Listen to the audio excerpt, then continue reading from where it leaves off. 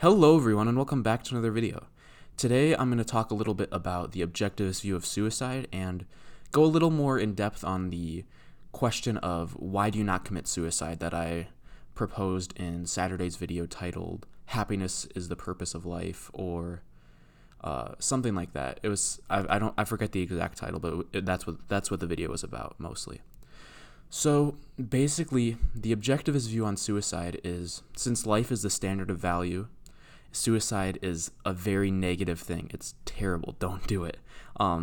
We have a very low view of suicide. However, if you are living and have no real chance at achieving any sort of happiness and life is only suffering, then you definitely have the right to take your own life. That's why euthanasia is permitted. That's why if you were a Jew during the Holocaust who had no chance of escaping, I would see no problem with you committing suicide.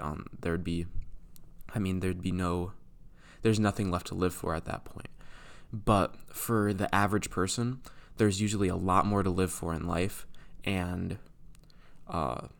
committing suicide would be such a terrible sacrifice because you have so much left to live for. There's so much more happiness achievable for you.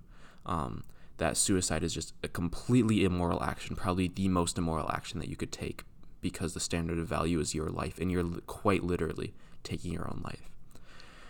Now, the reason why you don't commit suicide ultimately stems from the potential for happiness, that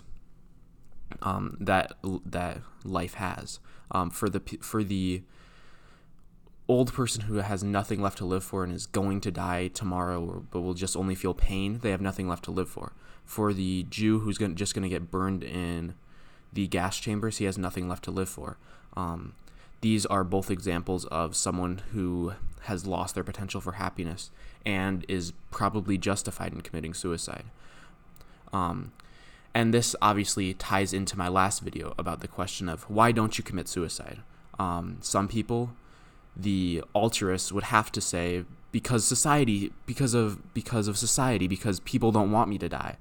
While the religious people would have to be like, oh, because of God, I don't want to sin.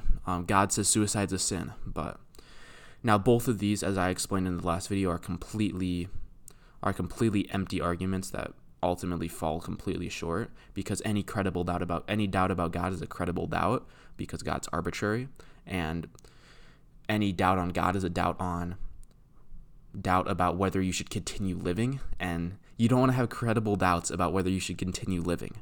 That's not a very healthy way to think about things. You're gonna live a very depressing life if you think like that.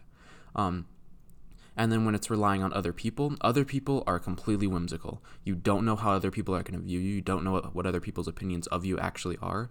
So it's very easy to get caught in whimsical thinking relating to that. This is why second-handed people are so depressed, because when your entire sense of valuing yourself comes from other people, you're at the complete whims of other people. So if there's someone who's outspoken, one person, this person could ruin your life. And just any amount of people that hate you, and there's going to be people that hate you in life. That's a fact. Any amount of people that hate you, those people are going to make you question if you want to kill yourself or not. And that's not a good way to think about things. So the only rational way to decide that I don't want to commit suicide is if there's any potential for happiness left. If you have a potential for happiness, then you don't commit suicide. And this solidifies happiness as the meaning and purpose of life. So yeah, happiness is the meaning and purpose of life, and suicide is only an option if there's no potential for happiness left in life. That's essentially the summary of this video, so I think that's all I have to say for today. Thank you guys for watching, and I hope to see you in the next video. Peace.